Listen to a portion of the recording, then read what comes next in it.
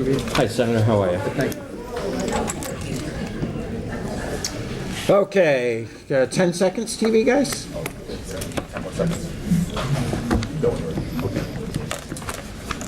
Welcome, everyone, to tonight's debate between the two candidates for State Senate representing our area.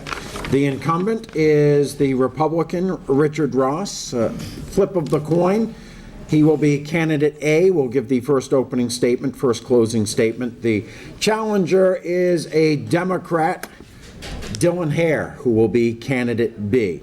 I want to thank, to begin this debate, the sponsors, the Sun Chronicle, the United Regional Chamber of Commerce, certainly the staff at AACS for not only televising this live, but televising it up to Election Day as well. We have three panelists, two of whom write columns. Jack, you're going to have to start writing columns. You're about the only one up on here that doesn't write a column. Not sure people would agree with what I have to say. Sun Chronicle columnist Bill Gouveia, Jack Lank, the president CEO of the United Regional Chamber of Commerce, and Jim Hand, Sun Chronicle reporter. And I still miss when your column used to be Saturday mornings on page 3. The nation weeps. Who also writes a column. For those of you in attendance live here at City Hall, the City Council chambers, I just want to remind you that especially in the back of the room, whatever you say for some reason comes right to the front of the room. So if you're holding a conversation, whether it be about the fact the Red Sox aren't in the World Series this year, or whether it be about the debate, we can hear you. So I ask you either hold off on your conversation or make your way outside. The way this debate will work is the candidates will open up with 3-minute statements. They will each be asked a question by one of our panelists.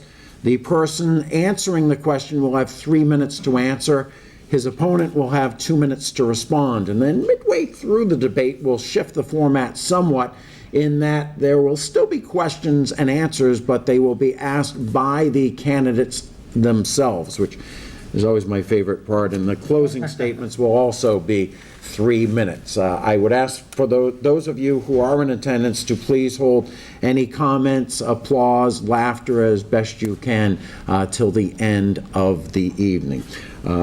Candidates, I would ask you to keep an eye on the lovely Ann Friedman, who is our timer this evening, and will be holding up signs warning you of the time limits. I will give you a little leeway the first time you go beyond stop, but after that, I'll start looking at my watch and realizing I'm missing my favorite TV program, so then we'll be very firm.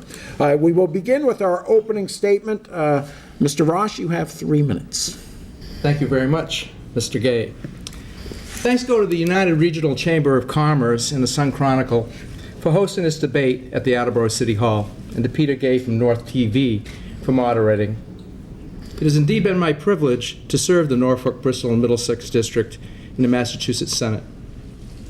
I'm incredibly grateful for the opportunity to represent the hardworking constituents of this district and for having the opportunity to learn about all the needs of this very diverse constituency. I appreciate that great obligation that comes with this opportunity, an obligation to serve the hardworking taxpayers of this district. I am very humbled by that. Besides serving in the Senate for the past 4 years, I previously served as 6 years in the House of Representatives and for 4 years on the Town of Wrentham Board of Selectmen. My district does include 12 communities, including Attleboro, but also including North Attleboro, Plainville, Wrentham, Norfolk, Franklin, Millis, Sherburne, Natick, Wellesley, Needham, and Wayland.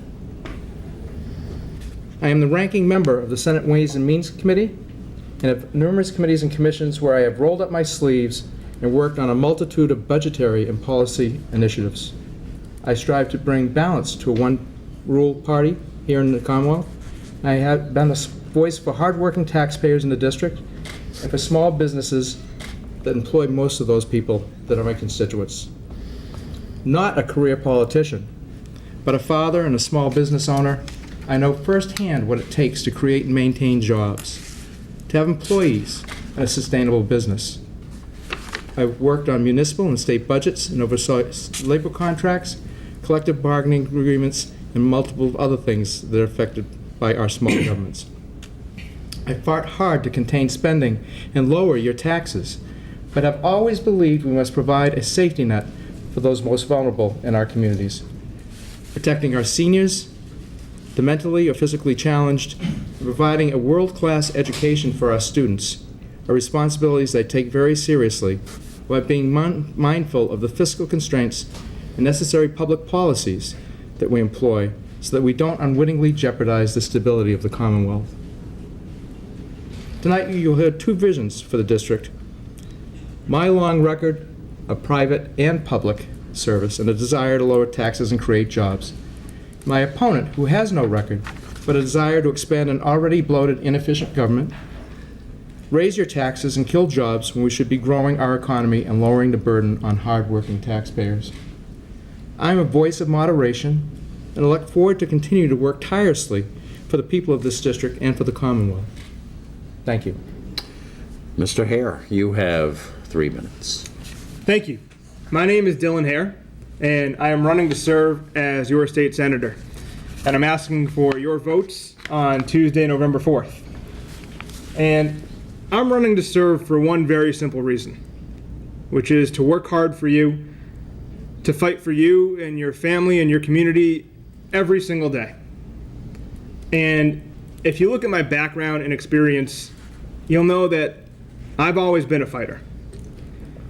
I started my own law practice called Lawyer for Soldiers to fight for those who fought for us, representing veterans and military families in courts across the state.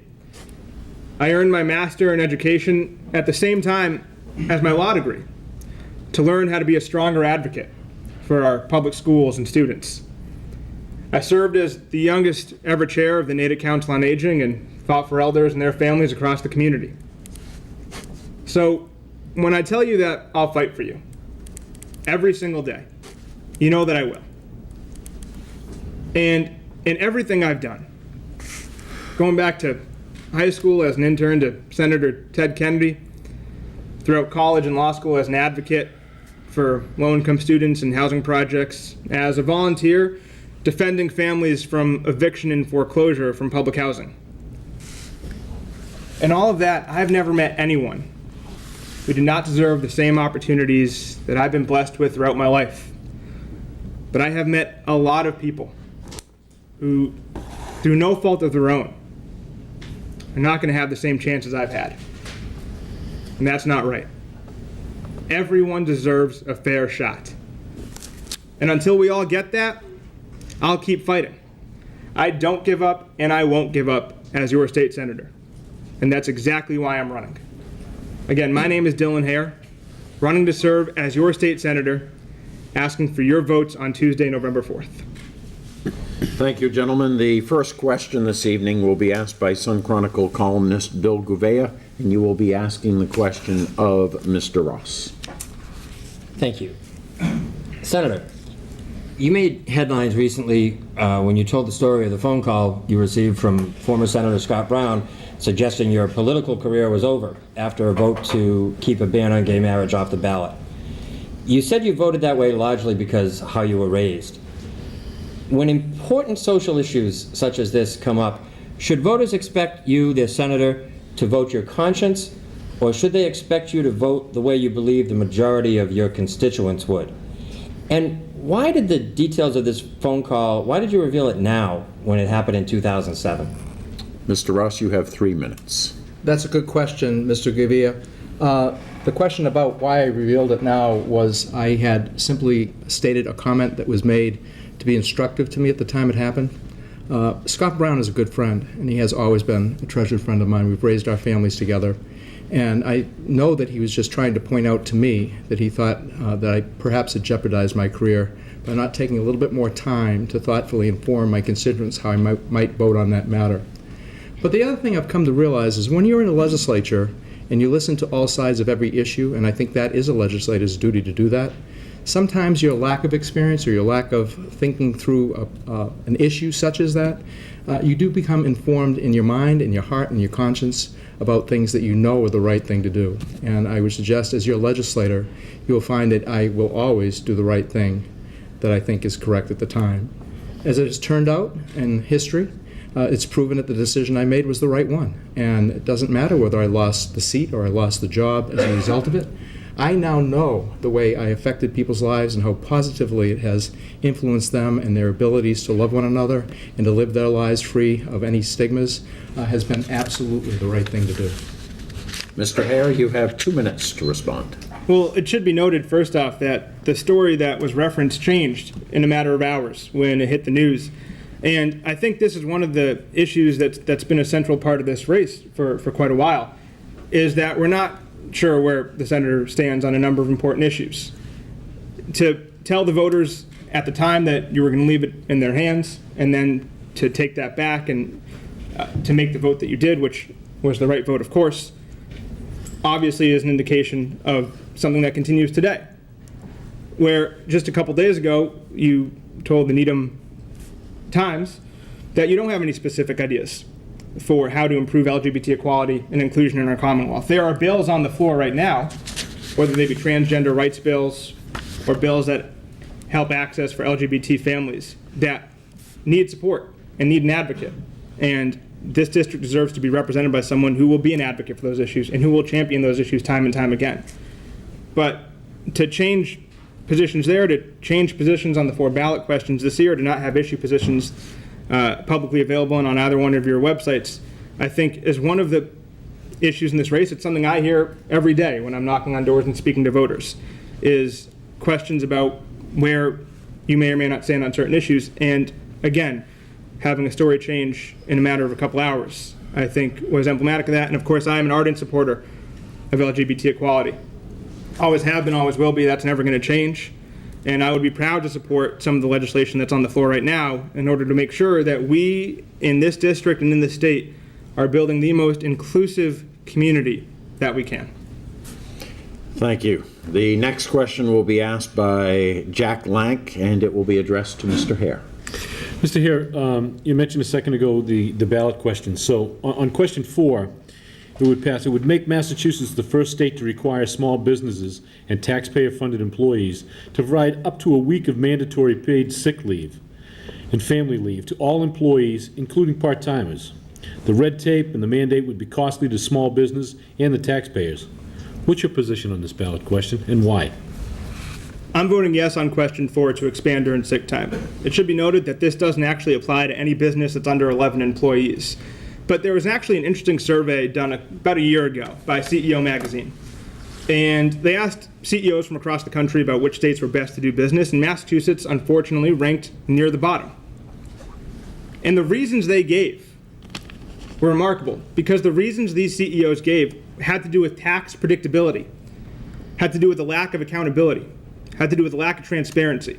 In fact, I met a woman just recently in Wayland, owns a small business, has about 20 or 25 employees, depending on the season, pays them $18, $20 an hour. And she's had to cut back a little bit and offers them paid sick time already. But the reason she's had to cut back wasn't because of paid sick time. It wasn't because of the high salaries. It's because of the rising cost of healthcare. It's because of this tremendous unpredictability that we have with our budget cycle every year. The software sales tax, services tax is a good example where one week we have a tax, the next week we don't, and that's hard on businesses to be able to figure out how they can succeed in Massachusetts when they're not sure what direction the state's heading in. And that's why I've talked from day one of this campaign about having a more accountable, open, transparent budget process, about working with small business owners in this district and across this community to make sure that they know exactly which direction we're heading in, and that they have our support every step of the way, and most importantly, that their voices are being heard and that their voices are constantly a part of this conversation. Mr. Ross, you have 2 minutes to respond to his answer. Thank you. As a small business owner in this district, I understand the needs of small businesses and the things that they need to provide. I also understand the need of government to grow and to continue to do overreach into other people's lives. And I have repeatedly, in the course of my tenure in the Senate, tried to hold businesses accountable, the government accountable for how they treat businesses, and for the things they do that stymie growth and the ability to create a business here in the first place. A lot of the things you're concerned about, obviously, are things that I'm concerned about as well. And I've had the purposeful decision to be able to work on many of these issues as I've been in the Senate for the last 4 years. A lot of things that are going on, obviously, are things that are a nightmare for the taxpayers and struggling middle class. Policies that crush jobs and chase employers out of state are things that we have to continually guard for and watch out for. You want to tax people at the gas pumps, you want brand new toll booths on our toll roads and open roads, and you're just trying to get to work and most people just want to get to work and make a living, and you're making it more difficult for them to do that. The next question will be asked by Mr. Hand, and it will be addressed to Mr. Ross. Senator Ross, why don't I follow up on Jack's question about question 4? You're both given the business point of view. Let's look at the other side of the coin about these workers, most of them low-wage workers, who, if they get sick, they have a choice of staying home, staying in bed and losing a day's pay, or going to work and infecting their workers, maybe infecting their customers as they serve food. Does a person who work full-time deserve an occasional day off when they're sick? Most people I find in small businesses like that have sick days, and I think it is really the opportunity for a business owner to most times show goodwill to their employees. I did take the time to stop last week at what most people would call a small business, but they have 165 employees. And it's a local transportation business in the town of Norfolk. And when I saw what the things that are offered in that bill do, along with the regular time off and things that people get, he was going to lose about 140 days a year to people being sick and needing to replace them. And you can't train enough employees to possibly cover that kind of devastation to a business. I think small businesses need to be given the tools that they need to operate. I think most reputable businesses are doing the right thing and providing sick time and vacation time and all those other benefits that small businesses do. And we have to be very careful not to crush the recovering economy with the things that we're doing to try to benefit low-wage earners. This is a land of opportunity. People have the ability to get the training and skills that they need to work their way up the ladder. It's incumbent on them to do that, not the government to provide venues by which they don't have to. Mr. Hare, you have 2 minutes to respond. I mean, there's a very clear choice again in this race between a candidate who stands with working families and a candidate who has chosen not to. And again, this question doesn't even apply to businesses that have 11 or fewer employees, and in fact, most Massachusetts employees don't have access to earned sick time. So this is a real problem in this state. And it's no surprise, again, you look back just a few days, and the senator had said that minimum wage, for example, is meant for people with sparse educational background and few skills, and they should spend time investing in themselves in order to pull themselves up and advance their careers. Well, I'd love to know when, while working on a minimum wage job, you'd have the time and the ability to do that, given that someone who works minimum wage now is making about $15,000, $16,000 a year. Earned sick time is a small piece of the puzzle, but it's an important piece in making sure that we are treating workers with dignity and respect. And we know that when we treat workers with that level of dignity and respect, we get a better, stronger, happier workforce. That leads to higher employee satisfaction. It leads to greater employer output. It gives people an ability to be a part of the economy that they are thrusting forward every single day with their work ethic and their commitment. So again, I support this question, and I understand we do need to make Massachusetts a business-friendly state. Absolutely, we have to do that. But you don't do that on the backs of working families. You do that by lowering healthcare costs. You do that by being accountable and transparent in the budgeting process. You do that by having a long-term economic plan that's based on common sense and objective, measurable goals, and you try to reach those goals in an open and transparent and accountable way. That's what we need to do in this state, and that's what I would look forward to doing with everyone in this room as my partners if elected on November 4th. Thank you. The next question will be asked by Mr. Gouveia, and it will be asked to Mr. Hare. Thank you, Peter. Mr. Hare, this district often looks like it was drawn up after a particularly drunken legislative. I wasn't there that day. Yeah, I believe you, Senator, I believe you. But the issues and problems of voters and taxpayers, not to mention their general philosophies, are somewhat different in this end of the district than in your hometown of Natick. What can you tell us to assure voters in this more conservative and less urban end of the district that you understand their issues and that you're the right person to represent them in the state senate? Having campaigned now for a couple years and having knocked on thousands of doors and traveled up and down this district many, many times, many thousands of miles on the car, I know that this district is one of the most economically, politically, socially diverse districts in the state. And for me, that is the greatest strength and the greatest beauty of this district.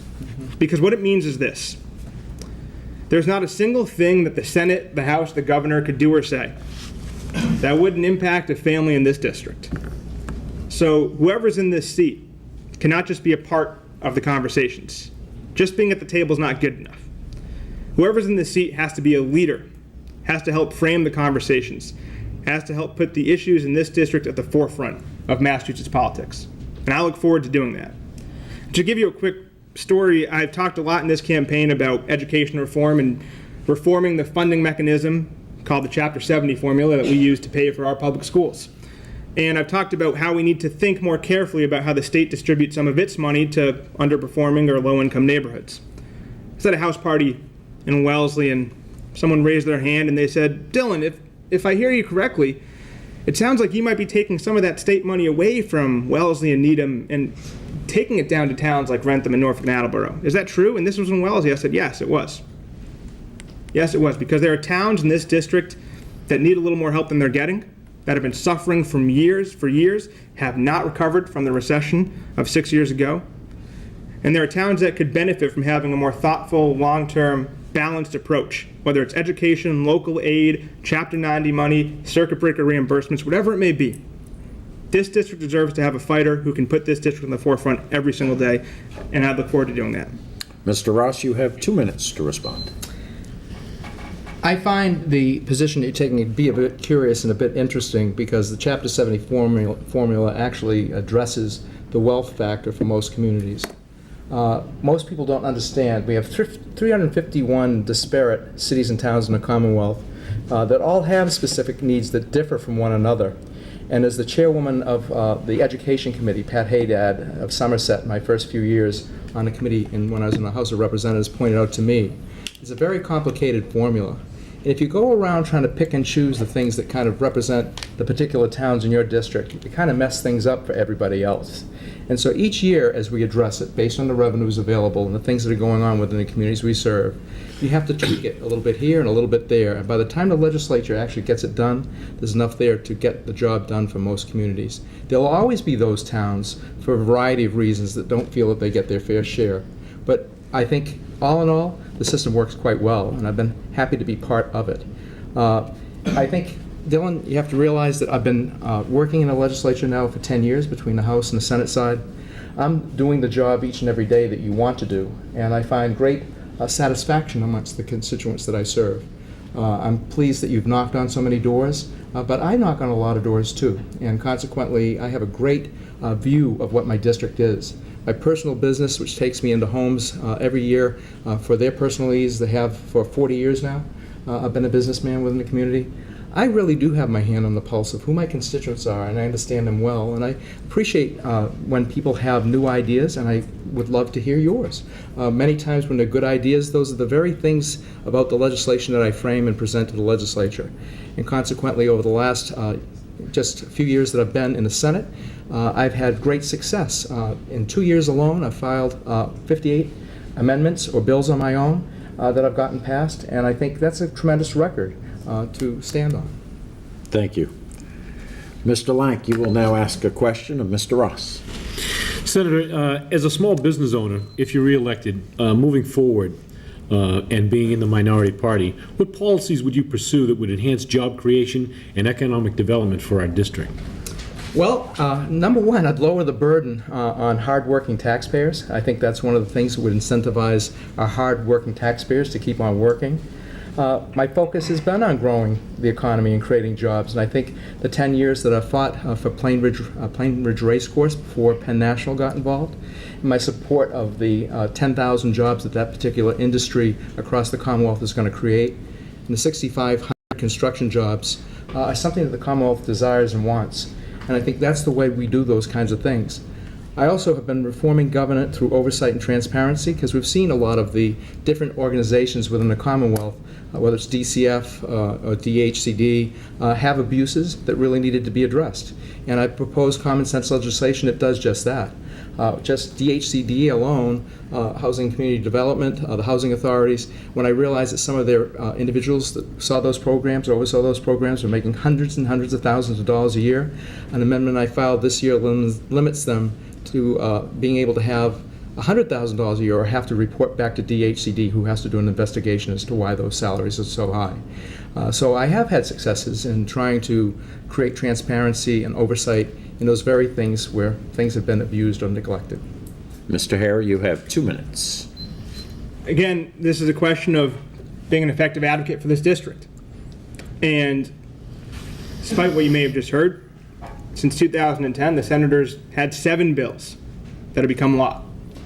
And this district deserves to have a representative who can make sure that we're advocating for the needs of this community, businesses and families alike, every single day.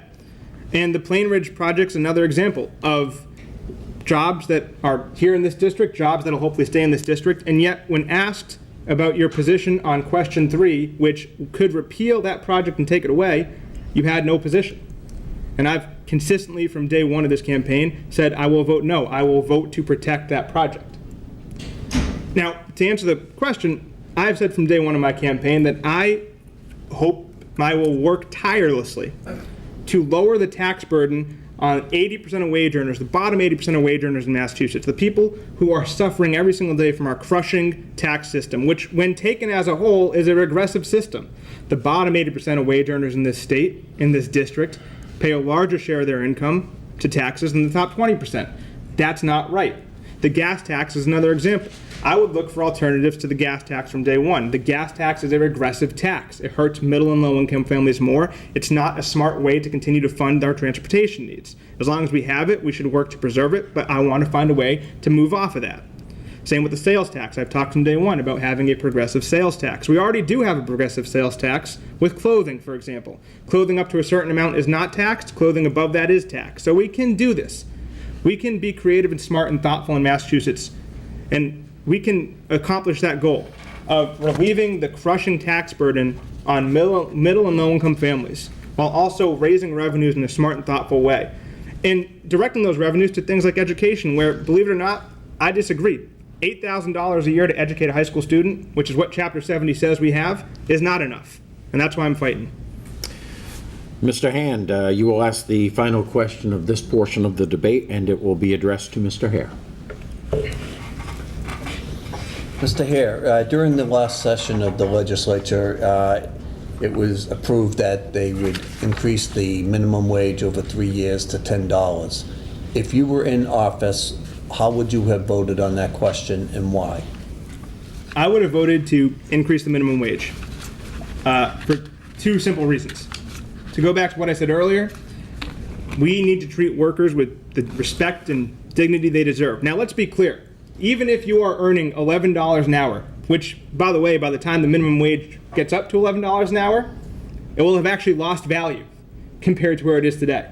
So we're moving backwards on minimum wage, despite what we lead you to believe. And even if you were to earn $11 an hour today, and you worked 40 hours a week, 52 weeks a year, you'd be earning about $23,000. Now, I don't know a lot of people who can support their family on that, and despite what you may hear from the senator or from some of his colleagues, the minimum wage was intended to be a wage on which you can support a family. Now, don't ask me, don't quote me on that. Quote President Franklin Delano Roosevelt, the president who put minimum wage on the table and made it a reality in the United States.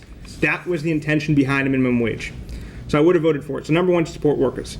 Number 2, because when you pay workers enough to actually buy the products that they're selling or producing, it's the Henry Ford model of production. You improve the overall economy. We are, in this country and in this state, an economy that is 3/4 consumer driven.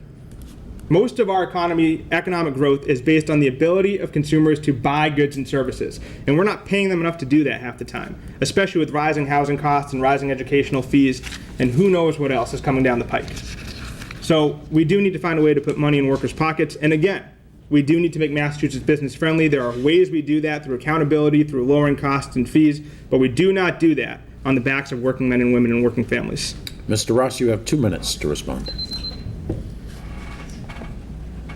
The minimum wage, I have always believed, was never meant to be a surviving wage. I know my dad worked for minimum wage back when it was first instituted back in the earlier times. He also realized that he had a disadvantage. He only had an 8th grade education and didn't expect to have his journey to be interrupted by World War II. But as soon as he got out of the war, the first thing he did was got his GED. He did buy a piece of property where he wanted to start a business that he wouldn't be able to get licensed for until he got the education. He then got the education and skill sets that he needed to work his way up the line. In 1946, when he had gotten back from the war, he started a family business that our family still owns to this day, and he did work himself well beyond the minimum wage, obviously. That's the type of advantage that people have when they realize the opportunities that this country has to make their lives better, to seek better fortunes. And never did he think that he could continue to live on that $40 $18 a week that he was making back in those days into the future.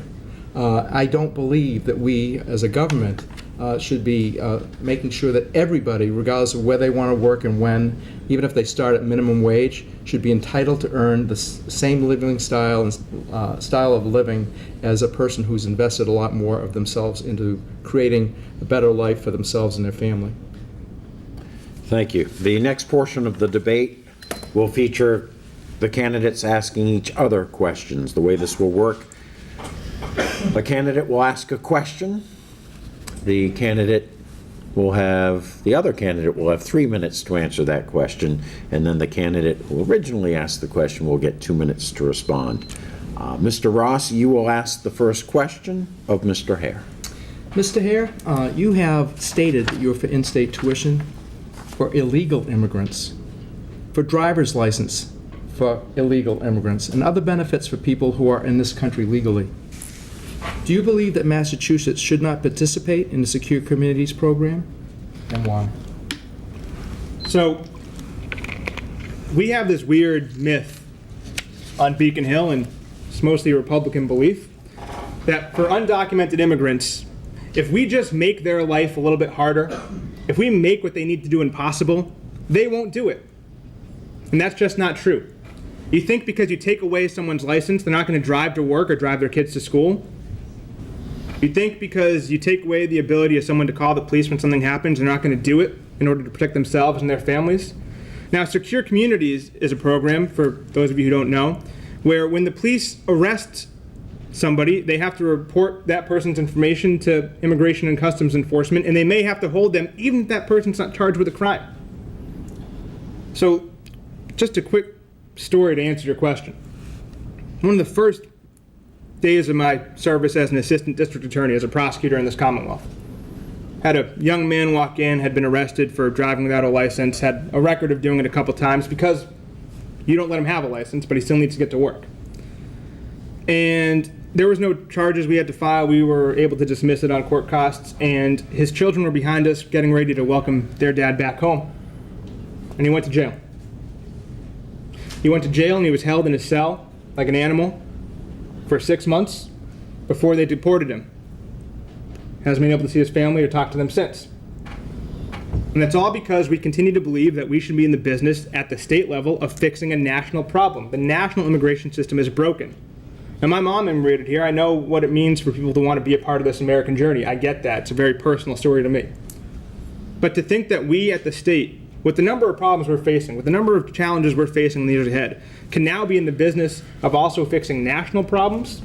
I look forward to working with Congressman Clark, who endorsed me in this race. I look forward to working with Congressman Kennedy and being their advocate as they champion immigration reform nationally, but we cannot do that at the state level. Mr. Ross, you have 2 minutes to respond. I agree that the lack of the federal government taking the initiative to secure our borders, to make sure people that are here legally, has created a problem for all states. We're very quickly becoming a border state because of the amount of people that are here who are utilizing our vast resources, which are some of the most generous benefits in the nation. Those benefits were initially intended for people who fall on hard times, for temporary support during those hard times to help lift them up and get them back to work and doing the things that they need to do to survive in our economy.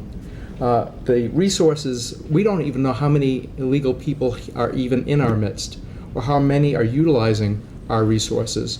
So one of the first things we need to do is really determine how many people are here, what they're using, and how we can stop that flow of money that's supposed to be for our legal citizens that are here. And if we can find a way to obviously detect those people that are here illegally and to prosecute them and send them back to their countries or do whatever you need to do to deport them, that's something that can be done. And that's part of the legal system, and that's why it works. I don't think it's up to us to legitimize an illegal process. Thank you. The next question will be asked by Mr. Hare. Senator, with respect to the 4 ballot questions, you went from having no position when you spoke to the Needham Times to having positions when you spoke to the Sun Chronicle, to then changing your position on at least one of the questions when you spoke to the Metro West Daily News. And combined with the fact that you continue to refuse to put any issue positions on either one of your websites, my question is, would you vote for someone when you don't know where they stand and when you can't trust that where they stand today is where they'll stand tomorrow? I appreciate your comments on that. I do know for a fact that I've had issues, positions on all these issues from the beginning. I have not put them up on websites. I do believe that people know where I stand on most issues. But as I would say to you, this is a ballot question. My vote on that ballot question is not going to decide anything for everybody else. I think everybody should have their right to their opinion on the ballot question. I don't think on some of these ballot questions that I should be leading, because it's the people's right to file a ballot question. Let's see how those ballot questions go. I can answer the questions on any ballot question that you'd like, but I also know that there are things that go into considerations of ballot questions that really need to be weighed out for their values. And I know that, for example, question 1 was a very important one to me because I don't want to see that added tax added to the ballot. I think there's a whole lot of other ones that I'd like to discuss with you too. But you're right, I didn't post anything on my website, but it's been very clear from the Sun Chronicle interview what my positions are on all those ballot questions. Mr. Hare, you have 2 minutes. Well, saying you're choosing not to lead is kind of the understatement of the night. If you didn't want to have the gas tax index to inflation, you were asked about it, you should have said, I'm voting yes to repeal the indexing. If you wanted to protect the Plain Ridge Casino, you should have said, I'm voting no. Which I you did didn't say that. And then when you had positions, some of those positions changed. The bottle bill is a great example. You originally said no position, and then you said, yes, I'm supporting the bottle bill. And then you said, no, I'm not supporting the bottle bill. And this is all despite having a legislative record where you have supported the bottle bill. So, again, we need to get to a point where constituents are able to be a part of the process and to hear where we stand on issues. And to just assume that constituents would know where you stand because of your time in this seat, I think says a lot about whether or not you think constituents should have a right to know. You know, issue positions, taking a stance on ballot questions, you're right. It's in the hands of the voters, and I'm glad it's in the hands of the voters. They have a right to decide these questions. But you took an oath of office. You took an oath to serve this district and to be a leader for this district and to be one of 40 leaders in this Commonwealth. And sometimes, guess what? Tough questions come up and we have to answer them. That's part of our job. That's part of our job. Now, not everyone in this room or in this district may agree with everything I say or with every position I take, and that's fine. I understand that. But at the very least, you're going to know 2 things about me. You're going to know where I stand, and you're going to know that you can always contact me and we can open up a dialogue about where you stand and see if we can find that middle ground. I put my phone number on my website. I put my phone number on every piece of literature we hand out. And I think at this point it's clear to voters that one of us is running from the job while the other one's running for it. The next question will be asked by Mr. Ross. Mr. Hare, you have touted initiative after initiative that will kill jobs. Whether it is your support for single-payer health care, higher minimum wage, higher gas tax, open road tolling, and mandated sick time. But at the same time, you say you want to make the state more business-friendly. So my question is, how many jobs are you comfortable destroying with your initiatives, and how would you make the state more business-friendly? To answer your first question, none. I'm not in the business of destroying jobs. I plan on being a leader and helping create jobs and bring jobs back to this district. Towns in this district need those jobs. Towns in this district, Attleboro is still struggling from TI leaving decades ago. And we haven't been able to find a way to bring a lot of those jobs back home. That's a problem. We have to fix that. Now, let's go through the list. Single-payer health care, we just said that health care is about 44% of the state budget. It's going to be 50% of the state budget soon. And you've heard me say a couple times tonight that the business owners I've talked to, many of whom are in this room, have said that health care is a burden on their small businesses. So we need to find a way to lower that cost.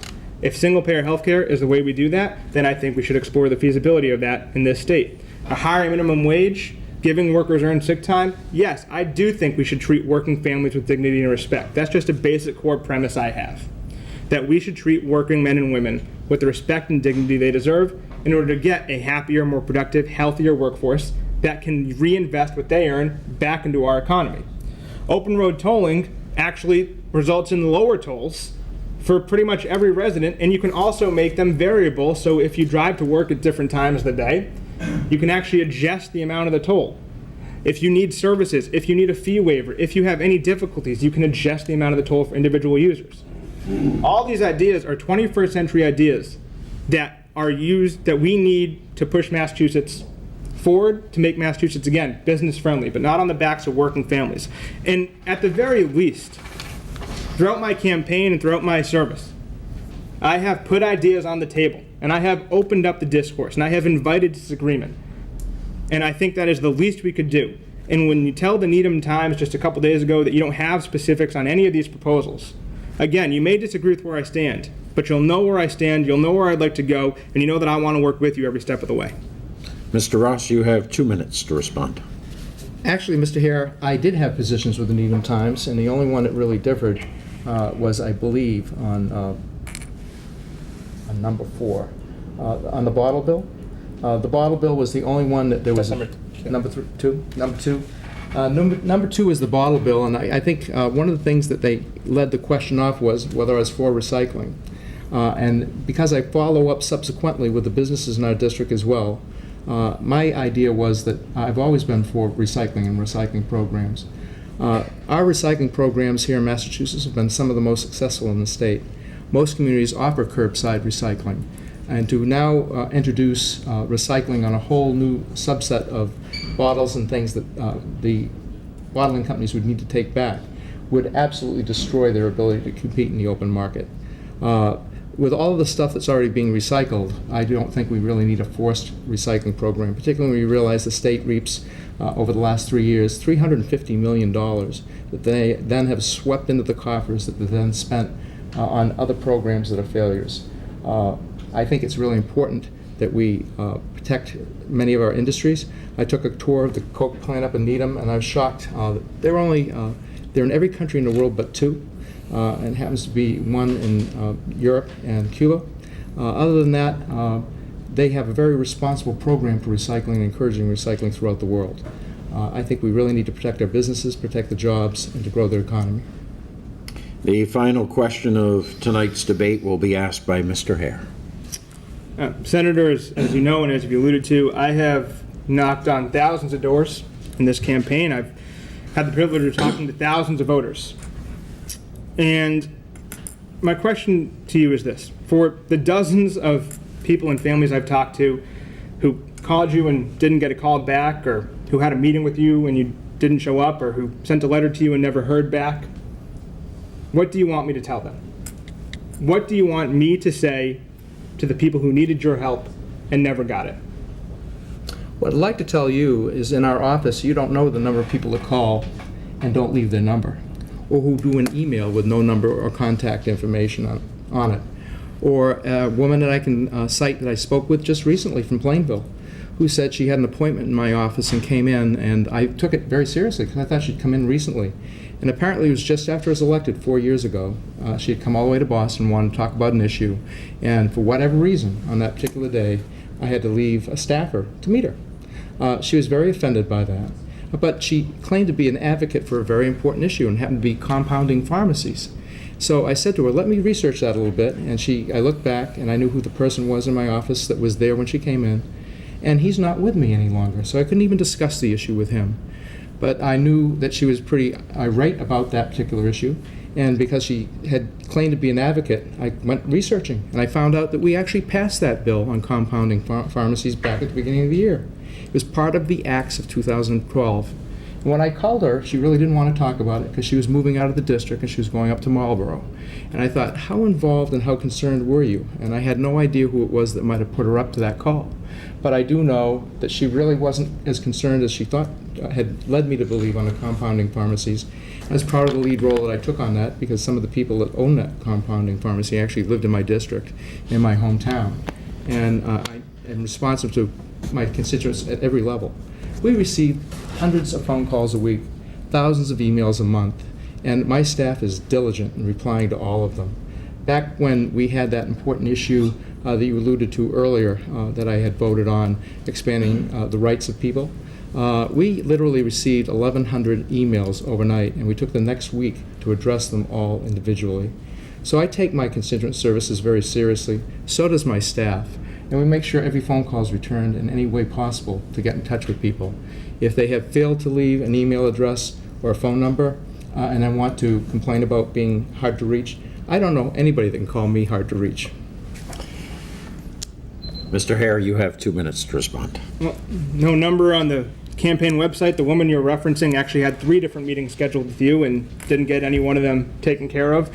There's Lisa from Needham who walked into your office on lobbying day and was told that you weren't available and left her number and never got a call back. There's Max from Rentham, who I met actually outside a town meeting and who waits for you outside public hearings because calling your office just hasn't done the job.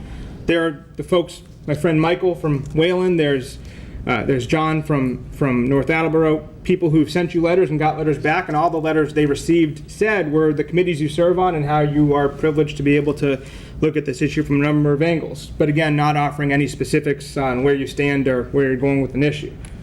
You know, and this isn't baseball. We don't get to bat 300 and think we're doing a good job. We have to be on our game every single day, and constituent services are the biggest and most important part of this job.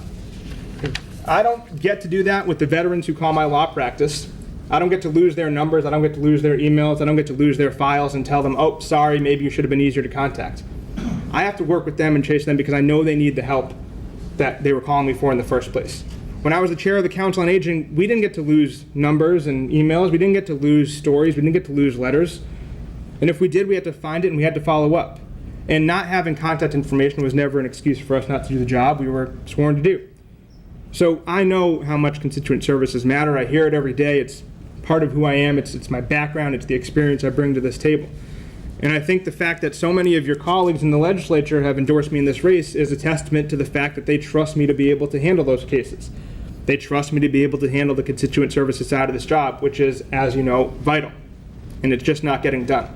And again, it's one of the many reasons why I'm asking for the privilege of fighting for this district. Thank you, gentlemen. It's time for our closing statements. Each candidate will have 3 minutes for the closing statement. By virtue of the coin toss, Mr. Ross, you will go first. Thank you very much, Mr. Gay. Thank you again to the Sun Chronicle and the United Chamber of Commerce, which I have a member, Peter Gay for moderating, and the City of Attleboro for providing the space and hosting this debate. We've heard a lot tonight. As you've heard, I'm dedicated to the taxpayers and families of this district, for which I make no apology.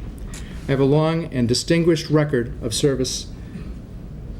In the legislature, I have worked to return much needed local aid and funding for critical projects. For instance, funding to improve Kelly Boulevard in North Attleboro, creation of a regional public safety communications and dispatch center, improvements to the interchange of Route 1A 495 in Rentham, wastewater treatment facility in the City of Attleboro, for the World War II in North Attleboro to stay open every summer, which is one of the few remaining community pools that were funded by veterans coming back from World War II who gave their bonus pay, and fighting to keep Plain Ridge Race Course open and thriving so it can be the economic engine that we foresee it to become. I can go on, but I am deeply involved in this community. My record shows it, and people know it. My experience comes from raising a family, running a business, and helping manage state and local budgets. This experience comes from hard work and dedication, not from internships or petty partisan activities. I'm proud to have a position of influence on the Ways and Means Committee and have great results of working across the aisle. I work very closely with Senator Timilty and Representative Paul Heroux and Betty Poirier, and will work with anyone I need to in order to get results from my constituents.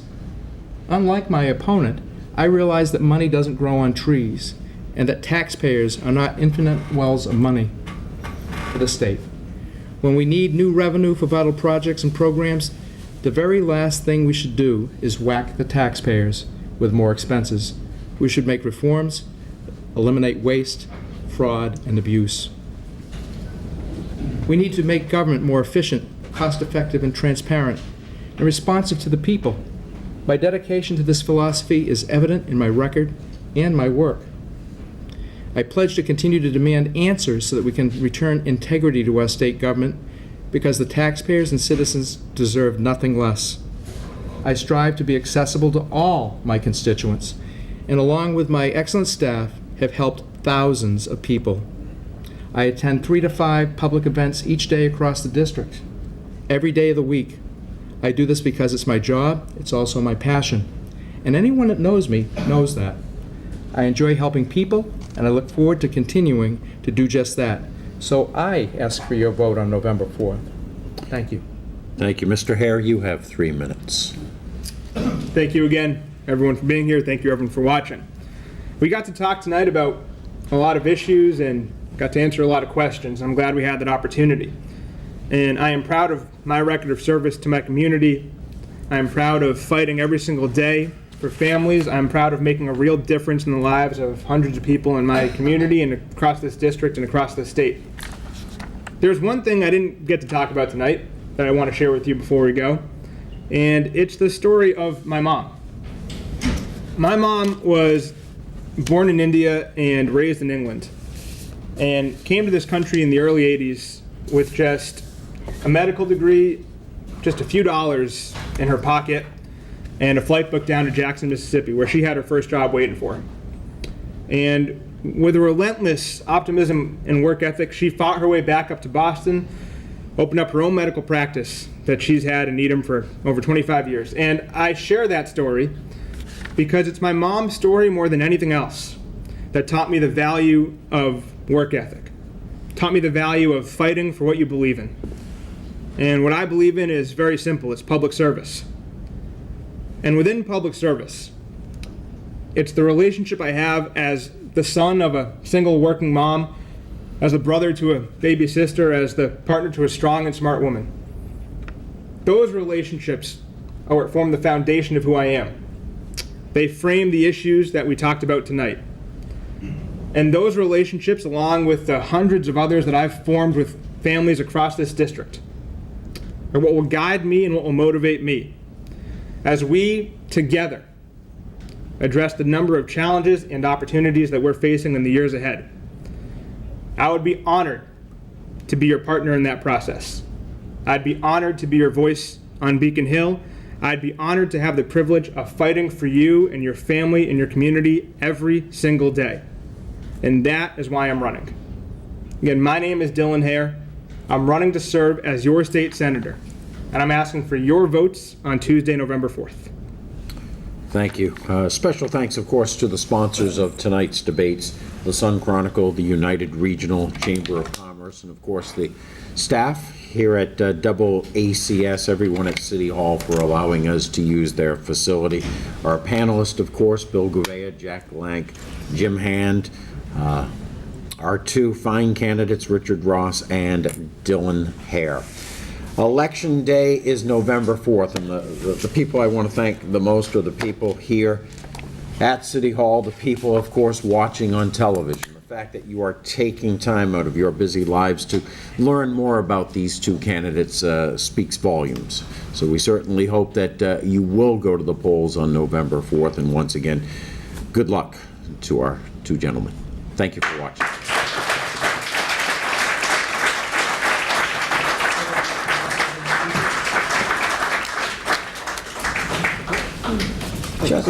Good job, Bill. Nice to meet you.